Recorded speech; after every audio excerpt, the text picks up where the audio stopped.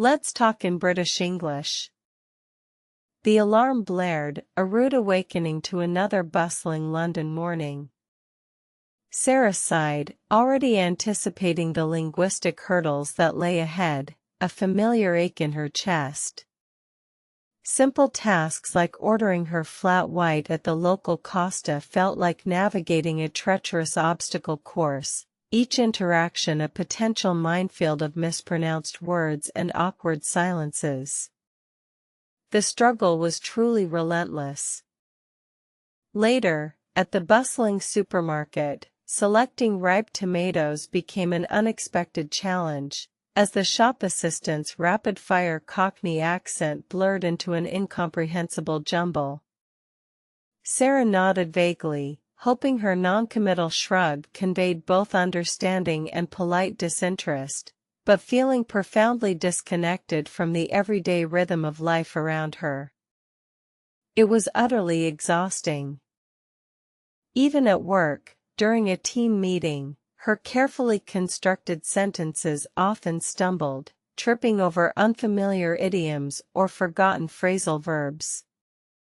Colleagues were patient, but Sarah felt the invisible barrier, the slight hesitation before she spoke, the overwhelming desire for linguistic perfection that always seemed just out of reach. It chipped away at her confidence. She yearned for the effortless flow of conversation, the quick wit, the subtle nuances that native speakers employed with such ease. Instead, every word felt weighed, every grammatical choice a conscious, often painful, decision. Her brain constantly translated, a tiresome background hum that drained her energy throughout the day. This daily grind was draining. The fear of making mistakes was a heavy cloak she wore constantly. It suffocated her desire to speak freely, to participate fully in social gatherings, to simply be herself without the constant scrutiny of her own imperfect pronunciation or clumsy sentence structure. Why, despite all her effort, did she still stumble so frequently? She'd spend hours poring over grammar books, attempting to memorize rules, yet in the heat of the moment, under the pressure of real-time conversation, those rules often evaporated, leaving her tongue-tied and embarrassed. The mistakes felt personal, a reflection of her perceived inadequacy, not merely a natural part of the learning process. It was truly frustrating. Why did she always make mistakes, despite her diligent study? It seemed an endless cycle. She understood the theory, but the application in spontaneous conversation remained elusive. The anxiety about errors often led to more errors, a self-fulfilling prophecy that further eroded her already fragile confidence, creating a persistent sense of helplessness. Every time a word escaped her lips incorrectly, a blush crept up her neck, and a wave of self-criticism washed over her. She knew mistakes were part of learning, intellectually, but emotionally, they stung, reinforcing the belief that she wasn't good enough, that her English would never truly sound natural or fluent. This fear was paralyzing. Learning new vocabulary felt like attempting to catch water in a sieve. Words would enter her short-term memory, briefly reside there, and then, without warning, vanish into the linguistic ether when she most desperately needed them. The sheer volume of new words felt insurmountable, an endless ocean of unfamiliar sounds and spellings. She tried everything, flashcards, vocabulary apps, writing lists, but the retention rate remained disappointingly low. How could she truly embed these words into her active vocabulary so they would emerge naturally, effortlessly, in conversation? There had to be a more effective, more intuitive way to genuinely learn and retain new words. One evening, a friend suggested trying to learn English through stories. Not just reading dry textbooks, but immersing herself in captivating narratives, novels, and short stories that would transport her to another world. The idea sparked a flicker of hope in her weary linguistic soul, a fresh approach to an old problem. She began with classic British tales, not too complex initially, focusing on comprehension rather than dissecting every single word. The narratives provided context for new vocabulary, making words stick in her memory much more effectively than isolated definitions ever could. It was a revelation, a truly engaging method. Learning words within the flow of a compelling plot gave them life, emotion, and meaning beyond their mere dictionary definitions. She started noticing how characters used particular phrases, how idioms naturally wove into dialogue, and how different words conveyed subtle shades of meaning. This contextual learning was revolutionary for her. Soon, she found herself not just reading, but truly listening to English.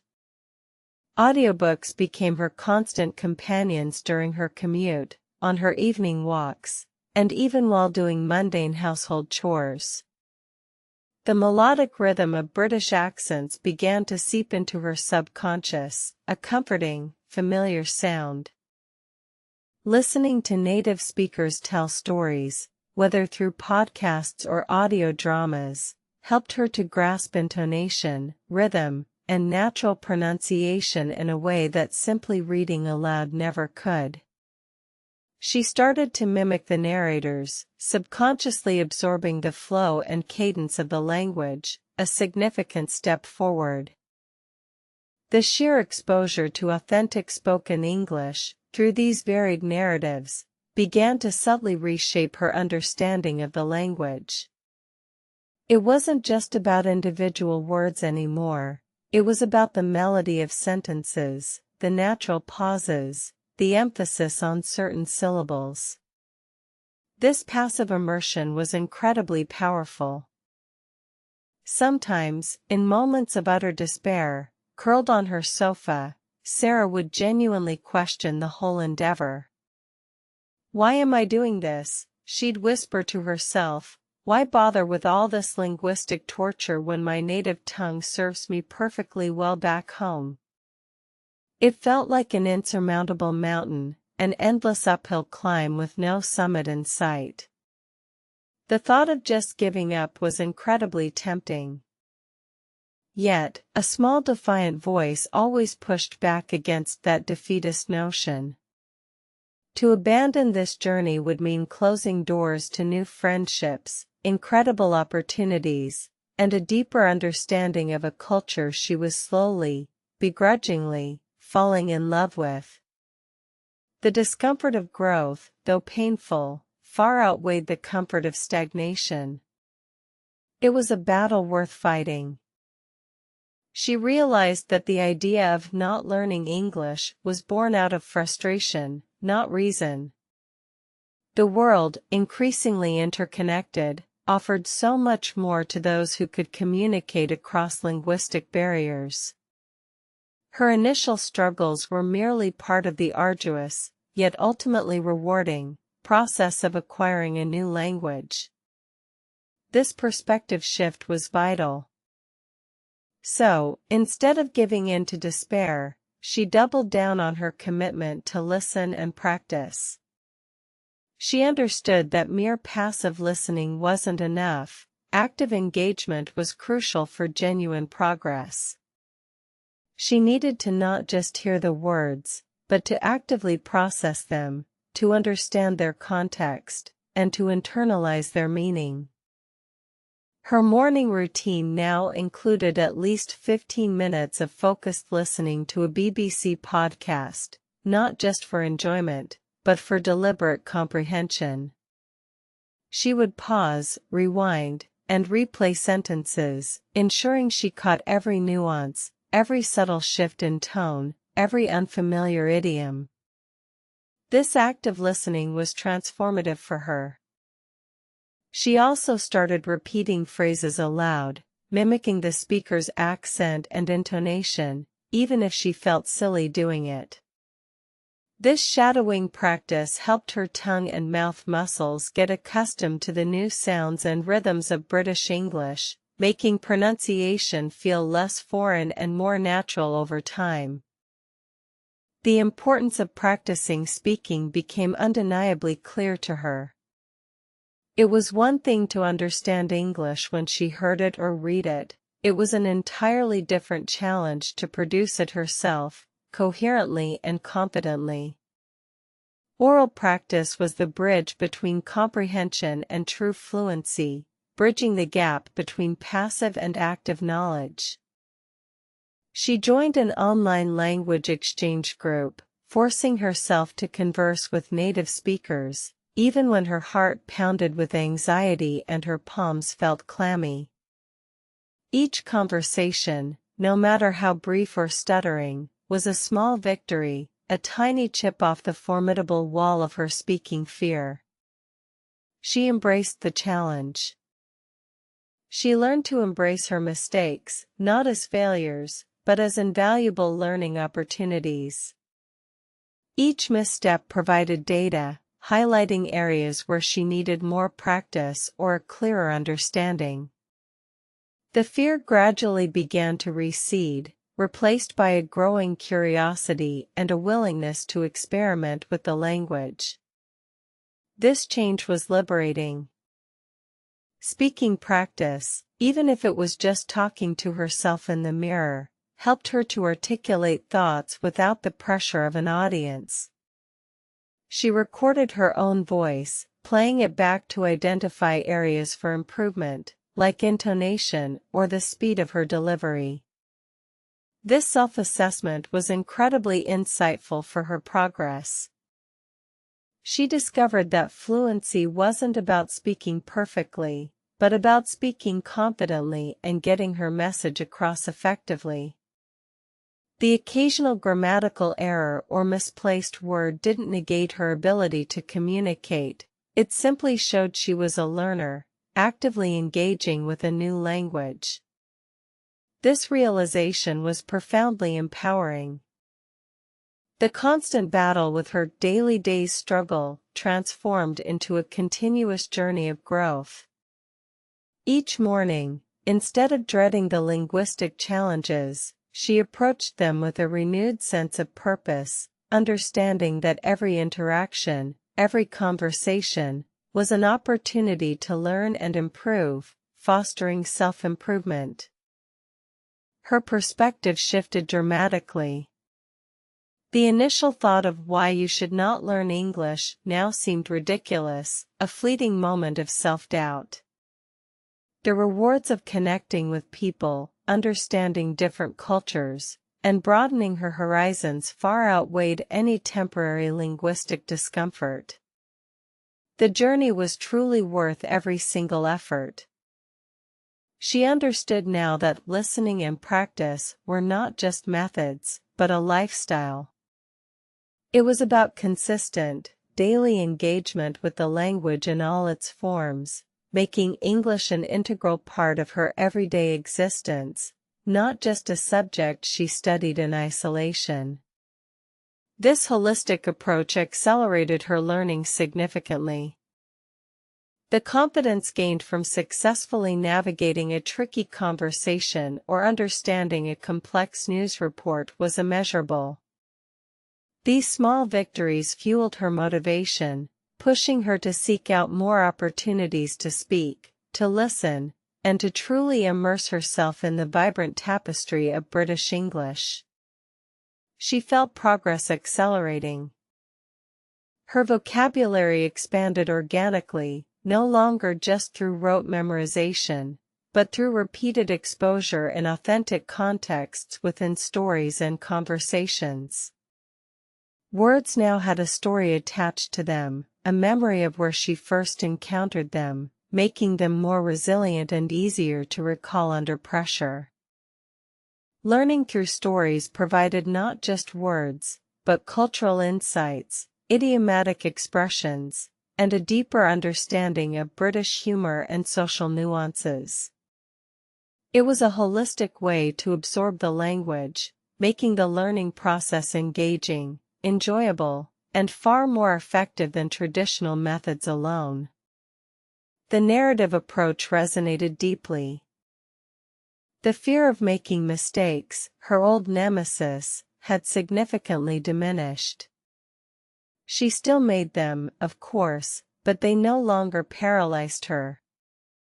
Instead, she viewed them as signposts on her path to fluency, indicating where more practice was needed, or where a particular grammatical rule needed revisiting. They were no longer obstacles. Her listening comprehension soared. She could now follow fast-paced conversations, enjoy British comedy shows without constantly relying on subtitles, and pick up on subtle cues that once completely eluded her. The world of British media, once impenetrable, had now become a source of immense joy and continued learning for her. The simple act of listening English had transformed from a chore into a profound pleasure. Whether it was the rhythmic chatter of people on the tube, the compelling narratives of a podcast, or the witty banter in a television series, every sound was now an opportunity for immersion and enjoyment, enriching her daily life. She now actively sought out opportunities to practice speaking. Lunch breaks with colleagues became chances to engage in casual conversation, even if it meant venturing into unfamiliar topics. She understood that consistent output was just as vital as constant input for genuine linguistic development and real fluency. Her journey was a testament to the fact that while struggles are inevitable, they are not insurmountable. The key lay in perseverance, in embracing imperfect progress, and in finding methods that resonated with her individual learning style, making the entire experience less about struggle and more about discovery. She encouraged others not to let the fear of mistakes cripple their linguistic ambition.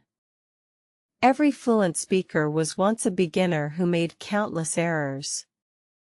It was through those very mistakes that genuine learning occurred, building resilience and deepening understanding of the intricate workings of the language. The thought of why you should not learn English was replaced with a passionate conviction, why you absolutely must learn English.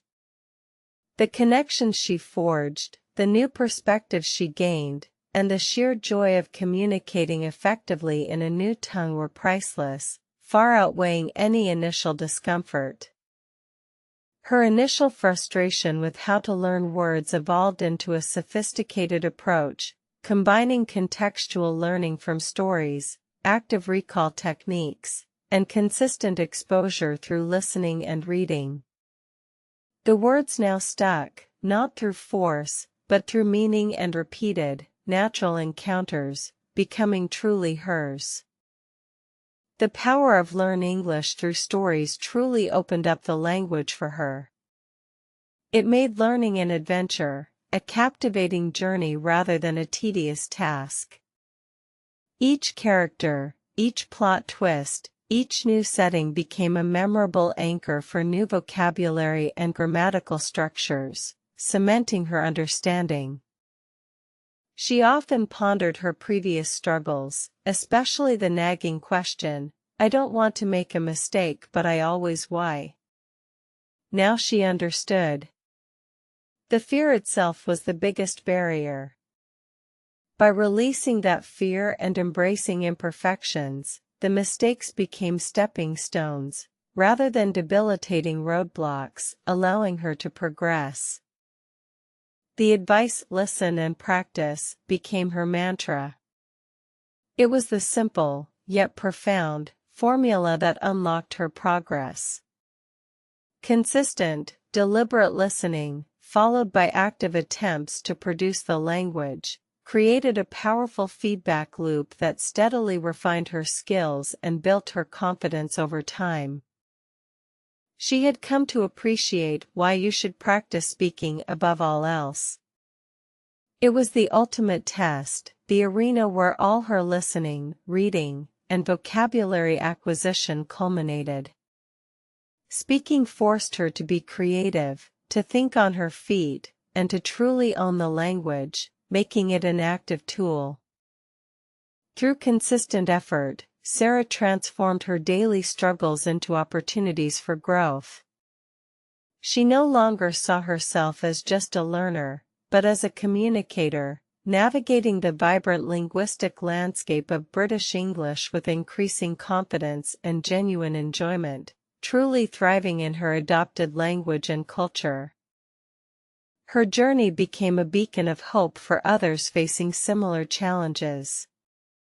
She proved that with patience, the right strategies, and a willingness to embrace imperfections, anyone could overcome their linguistic fears and achieve genuine fluency, transforming their relationship with the English language for the better. The vibrant tapestry of British English, once a source of frustration, now unfolded before her, rich with nuance, humor, and endless possibilities for connection. She was no longer just learning words, she was living them, breathing them, and using them to truly express herself in this dynamic, engaging new world. Every awkward pause, every mispronounced word in her past, had contributed to her present fluency. She carried those experiences not as burdens, but as reminders of how far she had come, and as motivation to continue pushing the boundaries of her linguistic abilities further each and every day.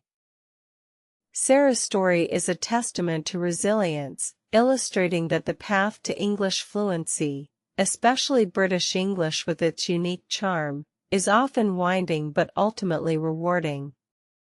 Her journey exemplifies how embracing mistakes and consistent practice leads to true mastery. Her accent, while still carrying hints of her native tongue, had become clearer, her intonation more natural, and her confidence soared during conversations. She felt a profound sense of accomplishment, having turned her daily linguistic battles into a triumph of perseverance and passion for learning. The joy of finally understanding a complex British idiom, or cracking a subtle joke, brought immense satisfaction. These small moments of linguistic victory were far more rewarding than any grade or certificate, representing genuine, personal growth and an authentic connection with the language and its speakers. Her transformation was a powerful reminder that learning a language is not a sprint, but a marathon. It requires endurance, self-compassion, and an unwavering belief in one's ability to improve, even when faced with seemingly insurmountable challenges. The journey itself became the reward. And so, Sarah continued her British English adventure, one story at a time, one conversation at a time, always listening, always practicing, always embracing the beautiful, imperfect journey towards true linguistic mastery. Her voice was growing stronger every single day, confidently articulating her thoughts. The fear of making mistakes had been replaced by a bold spirit of experimentation. She knew that every word spoken, every sentence constructed, regardless of its perfection, brought her closer to her goal of effortless, natural communication in her beloved British English. She was truly unstoppable. Ultimately, her struggle evolved into a passion, her fear into courage. Sarah now truly embodied the spirit of a successful language learner, inspiring others to embark on their own linguistic journeys with renewed vigor and a profound appreciation for the continuous process of growth and discovery.